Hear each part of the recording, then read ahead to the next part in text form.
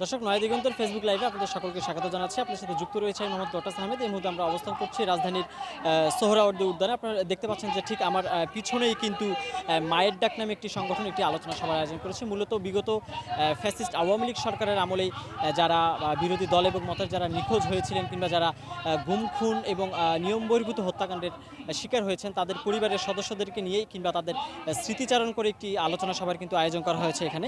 আপনারা দেখতেই পাচ্ছেন যে আজকে কিন্তু আন্তর্জাতিক মানবাধিকার দিবস উপলক্ষে এই মায়ের ডাক নামে যে সংগঠন রয়েছে তারা কিন্তু এই আলোচনা সভার আয়োজন করেছে। এখানে এই আলোচনা সভায় কিন্তু বিগত 15.5 বছরে ফ্যাসিস্ট আওয়ামী লীগ সরকারের আমলে শুধুমাত্র বিরোধী দল এবং বিরোধী মতে যুক্ত থাকা বিভিন্ন নেতাকর্মীদেরকে কিন্তু নিয়ম বহির্ভূতভাবে গুম করা হয়েছে এবং হত্যাকাণ্ডের শিকার হয়েছেন অনেকে।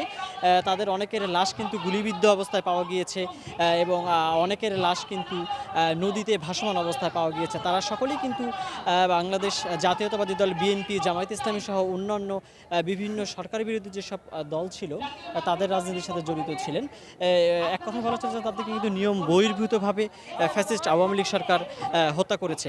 শুধু হত্যাকাণ্ডই নয়, এমন কিন্তু এখনও পর্যন্ত অনেকেই রয়েছেন যে যাদের কিন্তু সন্ধান এখনও পর্যন্ত পাওয়া যায়নি। অর্থাৎ গত 15.5 বছরে এমন অনেকেই রয়েছেন যারা নিয়ম বহির্ভূতভাবে গুমের শিকার হয়েছেন। তাদের এখন পর্যন্ত কিন্তু কোনো সন্ধান তাদের পরিবারের লোকজন পায়নি। আমরা এখন থেকে অনেকক্ষণ আগেই কিন্তু এখানে এসেছি এবং আমরা দেখতে পেরেছি যে এমন অনেক পরিবারের সদস্যরা এখানে এসছেন যারা তাদের স্বামীকে হারিয়েছেন কিংবা যারা তাদের বাবাকে হারিয়েছেন। এছাড়াও অনেক মা বাবা তাদের সন্তানকে হারিয়েছেন। তারা নিয়ম বহির্ভূতভাবে অনেকের পরিবারের সদস্যরা হত্যাকাণ্ডের শিকার হয়েছেন, আবার অনেকে কিন্তু নিখোঁজ হয়েছেন। এখন পর্যন্ত তাদের সন্ধান কিন্তু মেলেনি। যদি আপনাদেরকে একটু জানিয়ে রাখি যে বিগত কিছুদিন আগেই কিন্তু সিরিয়ায় আসাদ সরকারের পতন ঘটেছে এবং আসাদ সরকারের পতনের পরেই কিন্তু সেখানে সেই দেশটিতে গুম খুনের শিকার হওয়া অনেকে, অর্থাৎ যারা দীর্ঘদিন থেকে নিখোঁজ ছিলেন তারা অনেকের কিন্তু সন্ধান মিলেছে, তারা অনেকে কিন্তু বেরিয়ে এসছেন। তবে গত 5ই আগস্ট ফ্যাসিস্ট আওয়ামী লীগ সরকারের পতন হলেও কিন্তু এখন পর্যন্ত যারা নিখোঁজ রয়েছেন সেসব নিখোঁজ সদস্যদের কিন্তু এখন পর্যন্ত কোনো সন্ধান মেলেনি এবং তাদের অধিকাংশ জনই কিন্তু আওয়ামী লীগ সরকারের যে বিরোধী দল তৎকালীন সময়ে ছিল বাংলাদেশ জাতীয়তাবাদী দল বিএনপি এবং জামায়াত ইসলামী সহ অন্যান্য রাজনৈতিক দল, সেই সব দলের রাজনীতির সাথে জড়িত ছিলেন। তো তাদের পরিবারের সদস্যদের দাবি যে সরকার পতন হলেও তাদের পরিবারের সেসব সদস্যদের কিন্তু এখন পর্যন্ত সন্ধান মেলেনি। তো দ্রুত সময় অন্তর্বর্তীকালীন সরকার যাতে তাদের পরিবারের এসব সদস্যদের খুঁজে বের করতে কার্যক্রম শুরু করে এমনটাই কিন্তু দাবি জানিয়েছেন সেসব নিখোঁজ পরিবারের সদস্যরা।